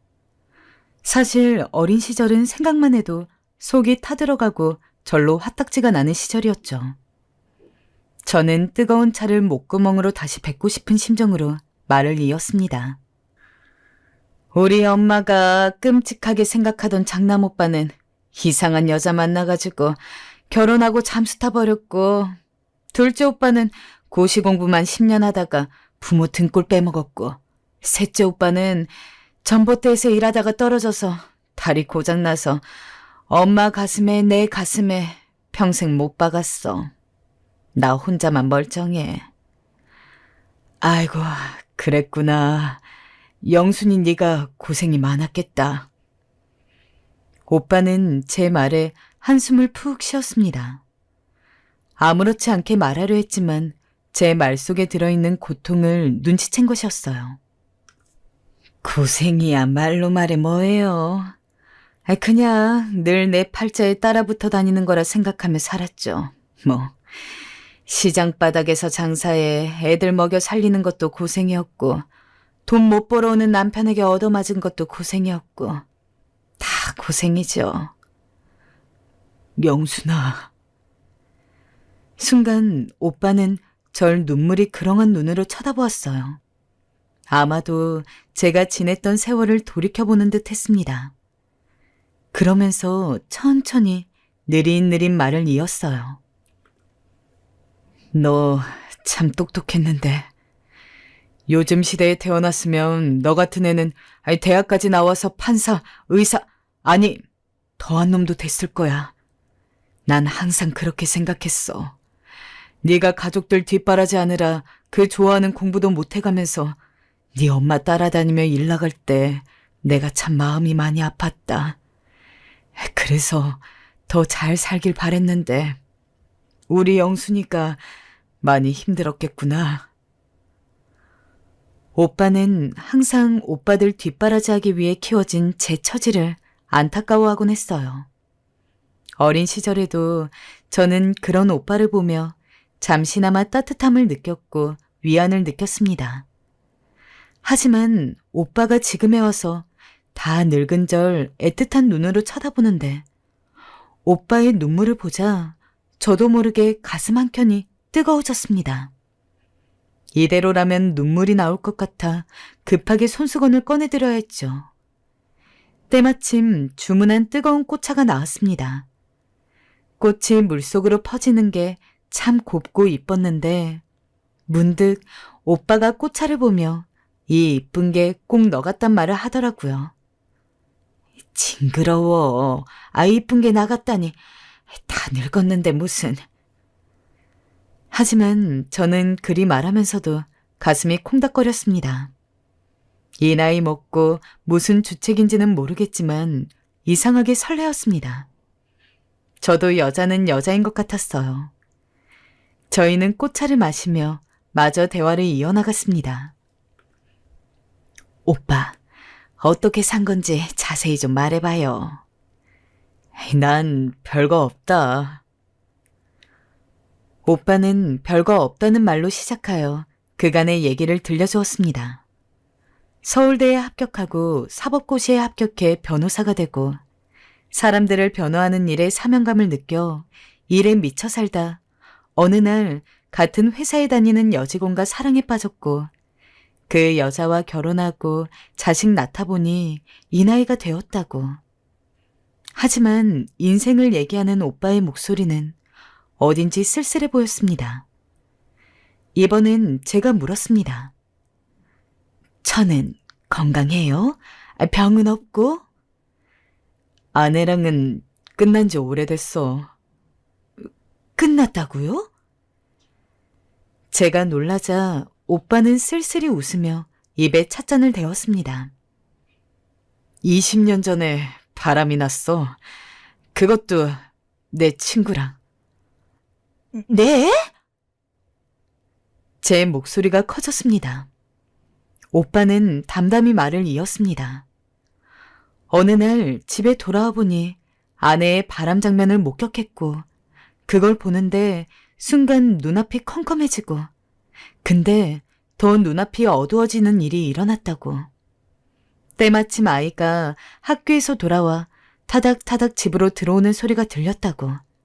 그래서 그 순간 다급히 아이를 끌고 밖으로 나가 아이와 함께 정처 없이 밖을 걸어다니다 아이의 배고프단 말 한마디에 함께 눈물의 떡볶이를 먹었다고. 오빠의 사연을 듣는데 절로 눈물이 났습니다. 이런 못된, 이런 나쁜 여편네가 어떻게 사람의 탈을 쓰고 그런 짓을 벌여? 제 새끼 앞에서? 나 그래서 지금도 떡볶이는 아주 싫어한다. 우리 딴 건 몰라도 그건 먹지 말자. 떡볶이 먹지 말잔 우습게 하는 오빠의 목소리에선 처량함이 느껴졌습니다. 오빠가 너무 불쌍했습니다. 저는 오빠에게 이혼하길 100번 잘했다며 자식 위해서라도 그게 맞다고 잘한 거라고 오빠를 위로했습니다. 오빠는 힘없이 고개를 끄덕이다 어차피 지난 일이라 말하며 이번엔 제 인생사를 물었고 저도 남편 잃고 과부되어 삼형제를 키운 일을 말했죠. 사람들이 뒤에서 저를 과부라 말하고 제가 남자랑 말했다 싶으면 수근거린 소리를 들으면서도 시장통에서 꿋꿋이 음식을 만들고 나르던 고단한 영순이의 이야기를 했지요. 그러면서 고생고생 자식들을 건사한 이야기를 했죠. 오빠는 제게 그 모든 걸 견뎌낸 네가 참 대견하고 기특하다 몇 번이고 말했습니다. 그 말이 어찌나 따뜻하게 들리는지 몇 번이고 다시 듣고 싶어졌더군요. 우리는 이야기를 나누고 찻집 앞에 펼쳐진 꽃밭을 구경하러 나갔습니다. 우린 그 이후에도 가끔 만나 밥도 먹고 차도 마셨습니다. 지금껏 제대로 받지 못한 사랑, 주목을 마음껏 받을 수 있으니 참 꿈만 같은 날들이었죠. 하지만 자식들에겐 말하지 않았습니다.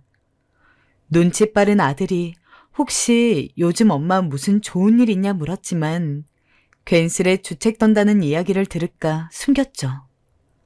하지만 그게 최대의 실수일 거라는 건 예상치 못했습니다.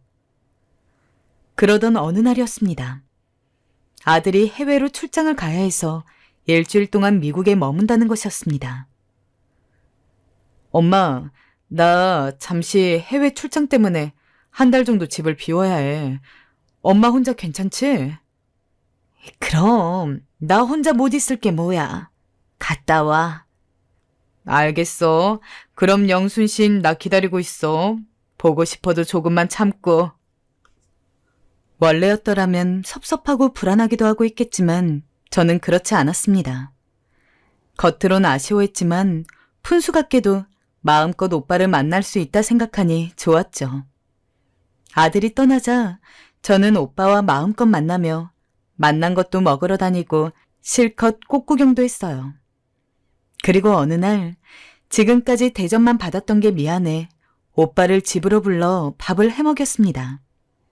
갓 지은 밥, 호박을 송송 썰어놓은 된장찌개, 집에서 직접 잼 김, 오빠가 좋아하는 젓갈, 계란찜, 멸치볶음, 하나하나 정성스레 준비한 것들을 상에 올려놓았죠. 이야, 이걸 다 네가 한 거야? 아이, 대단한데? 음식 솜씨가 기가 막히다. 아유, 시장통에서 밥도 팔고 다 했는데 이거 못하면 안 되지. 맛있다니 다행이네요. 오빠, 또 먹고 싶으면 먹어요?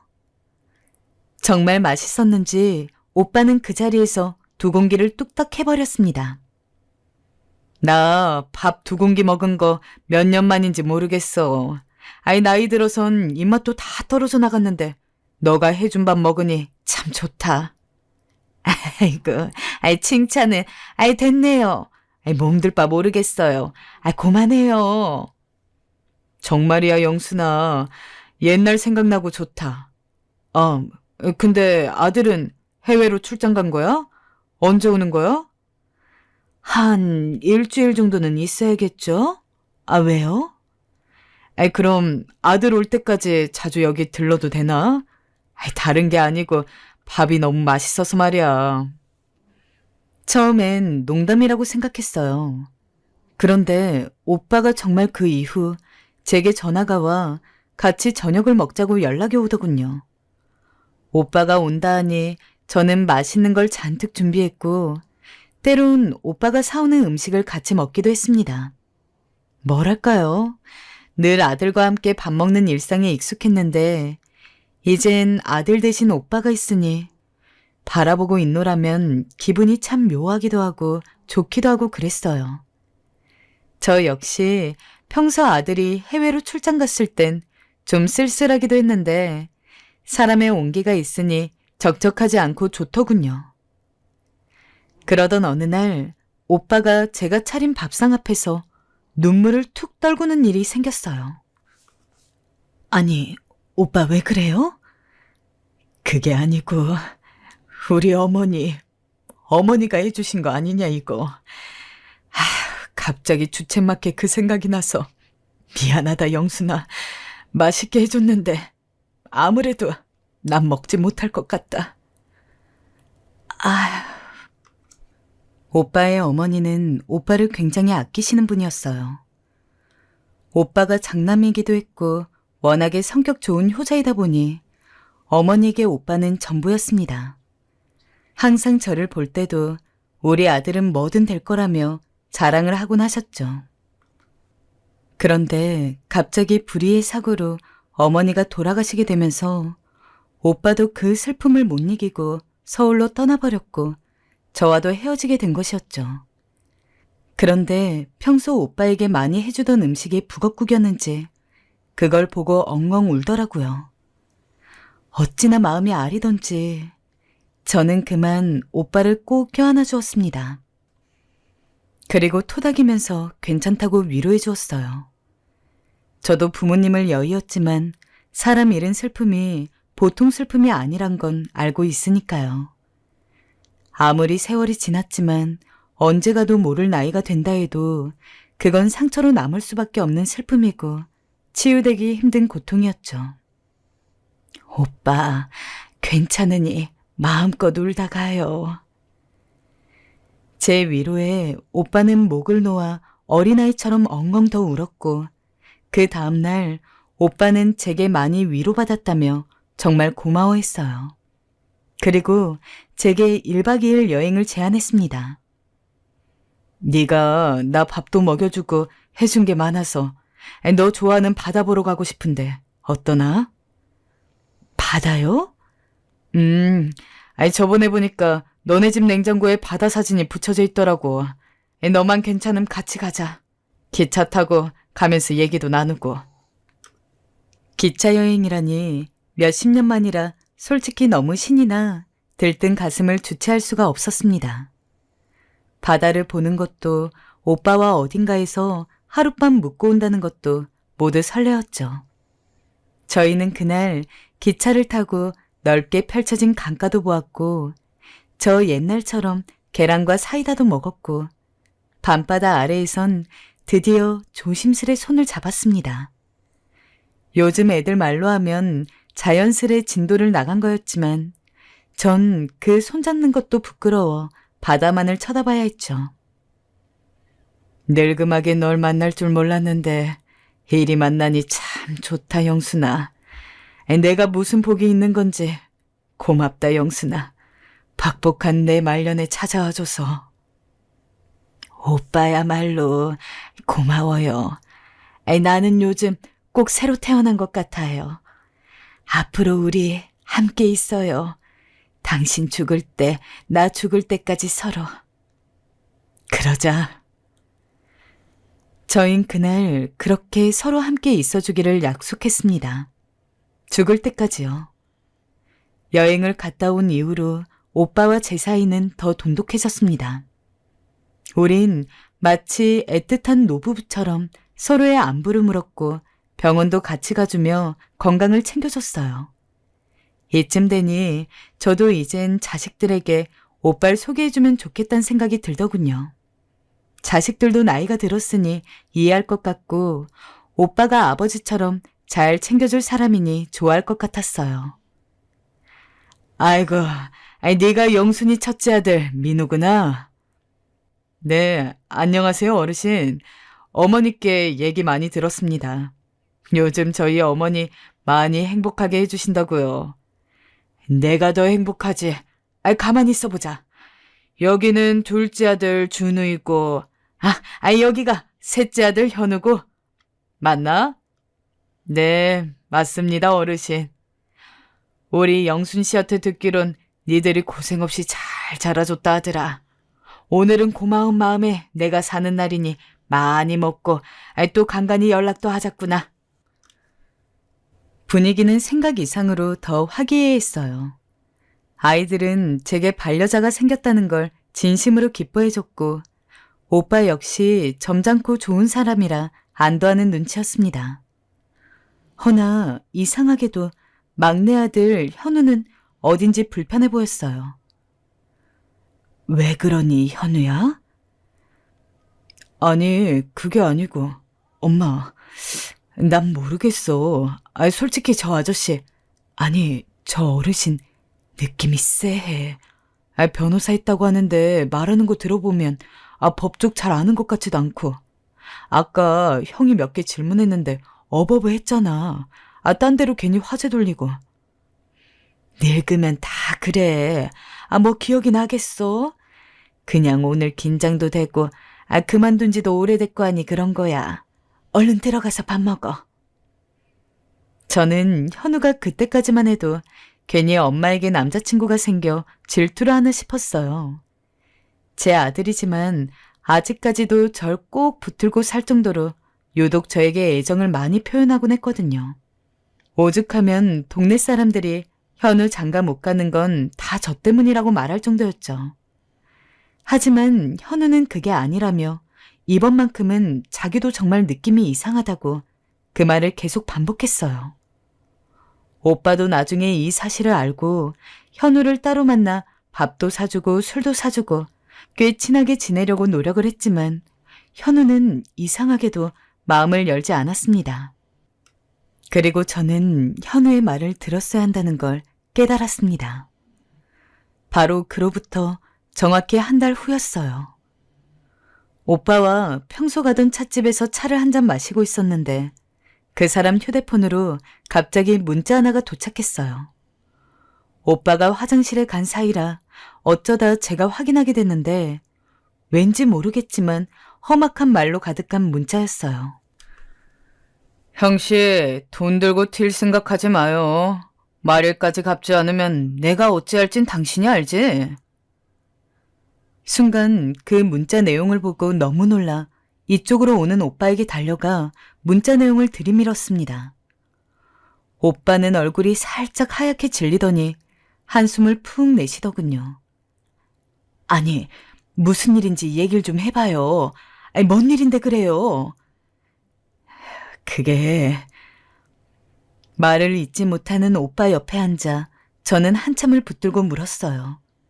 그러자 오빠 입에서 나오는 얘기는 너무나 충격적이었어요. 오빠의 아들 중 한 명이 이번에 크게 사기를 쳤는데 그게 오빠 명의로 이름을 팔아 사기를 쳤다고 하더라고요. 그래서 빚쟁이들이 자기에게 연락이 오고 있다면서 당분간 이 빚을 갚아주기 전까지 계속 자기를 괴롭힐 거라고 하더군요. 아니, 그럼 어떡해요? 돈은 갚아야 하잖아요. 그 큰 돈은 있어요? 어느 정도는 노후자금 처분해서 갚았어. 근데 다는 못 갚았어. 1,000만 원 정도가 더 필요해. 미안하다, 영순아. 미리 말하지 못해서. 괜히 네 마음만 복잡하게 할 것 같아서 그냥 내가 해결하고 싶었어. 그리고 걱정하지 마. 빌릴 곳 있어. 있긴 없는 얼굴인데. 아니에요, 오빠. 그 돈 내가 해줄게요. 이 사람들 지금도 뭐라도 들고 쫓아올 기세인데 정말 큰일 나면 어떡해요. 돈은 천천히 갚아도 돼요. 영순아, 이래도 될지. 저는 자식 때문에 고생하는 오빠의 처지가 너무 안쓰러웠고 그 자리에서 바로 1억을 입금해 주었습니다. 사실 전 자식 복이 있어 힘들게 키우진 않았지만 오빤 처복도 없었고 자식 복도 없었으니 얼마나 힘들었겠어요. 전 당연히 해줘야 한다고 생각하며 한치의 의심 없이 돈을 주었고 돈을 빌려주고 난 후 다행스럽게도 한동안 빚쟁이들에게서 무서운 문자는 오지 않았습니다. 오빠는 종종 제게 미안해하면서 어떻게든 돈을 갚겠다 했지만 이미 죽을 때까지 함께하기로 한 거 그깟 돈이 뭐 중요하겠어요? 그냥 제 반려자이니 제가 책임질 부분이라 여겼던 것 같아요. 물론 자식들에겐 말하지 못했습니다. 말을 하면 특히 막내 아들 현우가 반발이 심할 것 같았고 오빠가 저에게 돈 때문에 접근했다는 등 이런 말을 꺼낼 것 같았어요. 그런데 오빠의 돈 문제는 쉽사리 해결되지 않았어요. 생각지도 못한 곳에 빚이 더 있었던 건지 오빠는 자식 문제로 너무 힘들어했고 그이의 안색은 나날이 어두워져 갔습니다. 나중엔 밥도 먹지 않았는데 이러다 쓰러지기라도 할까봐 걱정이 될 정도였어요. 오빠, 죽이라도 먹어봐요. 내가 어제 쓴 건데 고소하고 맛있어요. 이거라도 먹어야지. 지금 하루 종일 공복이잖아요. 아니야, 괜찮아. 오빠의 힘없는 얼굴을 볼 때면 저도 마음이 같이 안 좋아졌습니다. 그러던 어느 날 아들이 해외 출장을 다시 가게 될 일이 생겼어요. 이번엔 전보다 더 길었어요. 저는 잘됐다 싶어 오빠를 우리 집으로 모셨고 옆에서 오빠를 간호하면서 보살폈어요. 처음 일주일은 참 좋았습니다. 서로 아침에 깨워주고 밥도 짓고 같이 잠에 들고 모든 게 좋았어요. 오빠도 점점 기운을 차려가는 듯 했고요. 하지만 이 행복은 제가 이 인간의 실체를 알게 되기 전까지만이었죠. 이 인간의 실체를 알게 된 건 바로 그날이었습니다. 제가 요즘 통 못 먹는 오빠를 위해 전복죽을 끓여주고 싶어 말없이 수산시장에 장을 보러 간 날이었죠. 갑자기 전화가 걸려왔습니다. 어디 갔어? 그날따라 오빠의 목소리는 한껏 낮아 있었습니다. 아주 차가웠어요. 나 장보러 요 앞에 나왔는데? 제정신이야? 말을 하고 나가야잖아.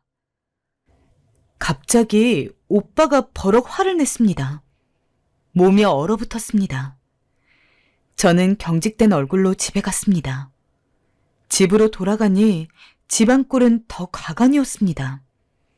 오빠가 물건들을 던졌는지 완전히 어질러져 있었고 깨진 유리 조각들로 범벅이 되어 있었습니다. 그는 절 보자마자 다시 또 버럭 화를 냈습니다. 제가 너무 놀라 말을 잇지 못하자 절 한 대 칠 기세로 다가왔습니다. 저는 순간 그이가 제게 손찌검을 하려는 줄 바로 알고 바로 손을 들어 방어하는 자세를 취했습니다. 그런데 미안하다. 내가 화내서. 오빤 제게 빌기 시작했습니다. 지금 너무 스트레스를 많이 받고 충격이 너무 커서 저도 모르게 화를 내고 말았다고, 무서웠다고, 용서해달라고 싹싹 빌더군요. 저는 황당함에 기가 차 당장 나가라고 말했습니다. 한 번 여자를 치려한 놈은 절대 그 버릇을 고치지 못한다는 걸 알고 있었기 때문입니다. 과부가 되기 전 저도 남편에게 맞고 산 세월이 길어 그런 놈들의 손버릇이 얼마나 고약한지 잘 알고 있었습니다. 그때 느꼈던 모욕감이 올라오자 저는 당장 나가라고 소리를 질렀습니다. 미안해. 내가 제정신이 아니었어. 빚쟁이들이 와서 난장판을 해놓고 가니까. 뭐라고요? 빚쟁이요? 돈이 또 필요하다고. 나 정말 살고 싶지가 않아. 알고 보니 집안이 이 지경이 된 건 오빠가 한 게 아니고 빚쟁이가 한 거였고 어떻게 알았는지 모르겠지만 돈을 갚지 않으면 내일 또 와서 이 지경을 만들어 놓고 갈 거라고 했다는 거였어요. 정말 한숨이 푹 나왔습니다. 얼마가 필요한 건데요? 2억은 필요해. 뭐라고요? 심지어 빚 액수가 훨씬 늘어나 있었죠. 그제서야 저는 약간 감당할 수 없는 무언가에 빠진 것 같다는 생각이 들었습니다. 아무리 그래도 오빠의 빚은 2억은 너무 큰 돈이었어요. 제가 어딜 가서 빌릴 수 있는 돈도 아니었고요. 거기까진 무리겠다 싶었습니다. 한 번만 해줘. 영순아, 네 아들한테 부탁해봐. 어? 첫째 아들 변호사라며. 돈 좀 벌었을 거 아니야. 넌 자식도 셋인데 그깟 2억이 무슨 문제겠니?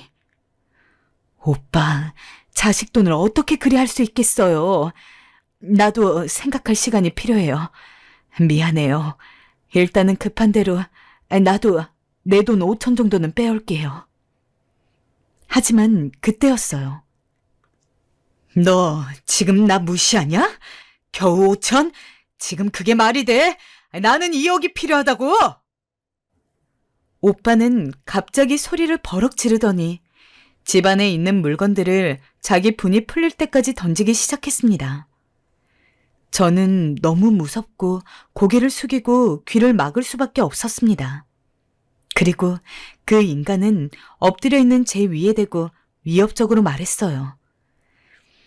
아들한테 전화해서 돈 달라고 해. 얼른! 저는 겁에 질려 고개를 끄덕였고 황급히 아들들에게 전화를 걸었습니다. 예, 첫째야. 엄마가 지금 급하게 돈이 필요해서 그런데 1억 정도만 줄 수 없겠니? 네? 지금 바로요? 엄마, 무슨 일인데 그러세요? 괜찮아요? 아니. 그 순간 저는 울음이 터지고 말았어요. 제가 울자 그 인간은 곧바로 핸드폰을 가져가더니 전원 버튼을 꺼버렸고 좀 전보다 훨씬 무서운 얼굴로 전화가 끝나자마자 한 번만 더 울면 가만두지 않겠다고 협박했어요. 이런 공포는 처음이었어요. 너무나 두려웠습니다. 저는 어쩔 수 없이 이번엔 둘째 아들에게 울음을 삼키며 전화를 해야 했어요. 그런데 둘째 아들은 전화를 또 안 받더군요. 셋째에게 전화를 할 땐 정신이 나갈 지경이었어요. 제발 아이들이 내 상태를 알고 경찰에 신고를 해주었으면 했는데 첫째는 눈치조차 채지 못한 것 같았습니다. 다행히 셋째가 전화를 받았어요. 엄마, 나 지금 급하게 회의 들어가 봐야 해서 조금만 이따 전화 걸어도 될까요? 잠깐만, 현우야, 1분이면 돼. 엄마, 돈이 필요해. 네? 저는 눈치 빠른 현우가 이 의중을 알아주길 바랬습니다. 갑자기 돈을 빌려달라고 하면 당연히 이상하게 생각할 테니 다른 형제들에게 전화를 해볼 거고 그럼 엄마가 위험한 상황에 처해 있다는 걸 알게 될 테니까요. 하지만 그 남자는 현우가 무슨 말을 하려는 사이 갑자기 이건 아니다 싶었는지 획 전화기를 빼서 자기 주머니에 찔러 넣더군요. 안 되겠다. 방법을 바꿔야겠어. 하고 중얼거리더니 저를 방 안으로 끌고 들어간 후 밖에서 문을 잠궈버렸습니다. 핸드폰도 압수당했고 저는 꼼짝없이 갇혀있고 그때부턴 모든 게 공포로 다가왔습니다. 그는 집에서 머무르며 이 집안을 마치 자기 집처럼 활보하고 돌아다녔고 줄에 묶인 개대하듯 대했습니다. 제가 뭘 하든 계속 감시했고 어디 나가지도 못하게 했고 자기가 나갈 땐 저를 방 안에 가두고 현관문까지 밖에서 잠궈버렸으니까요. 정말 생지옥이 따로 없었죠. 저는 너무 쉽게 그를 믿어버린 저를 탓했습니다. 네가 좋다, 영순아. 같은 말에 속은 제가 한심하고 또 한심했어요. 제가 기댈 거라곤 돌아올 아들이었어요. 저는 아들이 돌아올 날만을 기다리며 어떻게든 버티자 마음먹었습니다. 그리고 기회가 오면 어떻게든 죽을 힘을 다해 도망치자고 생각했죠. 그러던 어느 날 정말 죽으라는 법은 없는지 기회가 생겼습니다. 그가 잠시 외출할 일이 생긴 거였어요. 이때가 바로 기회라는 걸 전 직감했죠. 전 그 인간과 아침을 먹을 때 물컵을 떨어뜨린 척하며 조용히 젓가락 하나를 바지 소매 안에 넣어 놓았습니다. 태연하게 설거지까지 다 하고 나갈 때가 되자 역시나 그 인간은 나가기 전 제게 허튼 짓 하면 가만두지 않겠다며 가짜는 으름장을 놓았어요. 저는 최대한 불쌍한 얼굴로 고개를 끄덕였어요. 하지만 가만히 있을 제가 아니었죠. 저는 그가 나가자마자 바로 젓가락으로 문을 따기 시작했어요. 처음엔 요 녀석이 잘 들어가지 않더니 어느새 문을 따더군요. 순간 제 얼굴이 활짝 피었습니다. 저는 곧바로 핸드폰을 찾았어요. 112에 신고를 해야 이놈을 깜빵에 쳐넣든 하여 죗값을 치르게 할 수 있으니까요. 저는 덜덜 떨리는 손으로 112에 전화를 걸었고 잠시 후 예쁜 경찰 아가씨의 목소리가 들렸습니다. 저 어떤 남자한테 납치당했어요. 집 밖으로 못 나가고 있어요. 주소지는 장자마을 동양아파트이고요. 얼른 와주세요. 어르신, 혹시 그 남자와 같이 있으신가요? 아니요. 지금 그 사람은 잠시 나갔어요. 근데 언제 올지 모르니까 빨리 와주세요. 빨리. 아가씨와 전화를 끊고 가만히 집안에 앉아 기다리는데 떨지 않으려 했건만 생각보다 가슴이 약해졌는지 저도 모르게 자꾸 손이 덜덜 떨리더군요. 살기 위해 영순아, 너 자식 3명 다 키운 여자야. 쫄지 마. 쫄지 마. 하고 중얼거리는 게 최선이었습니다. 하지만 제 인생 팔자가 원래 더럽고 사나운 건지 일이 뜻대로 굴러가지 않았습니다. 갑자기 그 인간이 돌아온 거예요. 저는 너무 놀라 일단 빠르게 핸드폰을 들고 방 안으로 들어갔어요. 잠시 후 열쇠가 돌아가고 문이 열리는 소리가 들렸죠. 잘 있었지? 그의 등장에 부정맥이라도 올 것처럼 심장이 쿵쿵 뛰었습니다.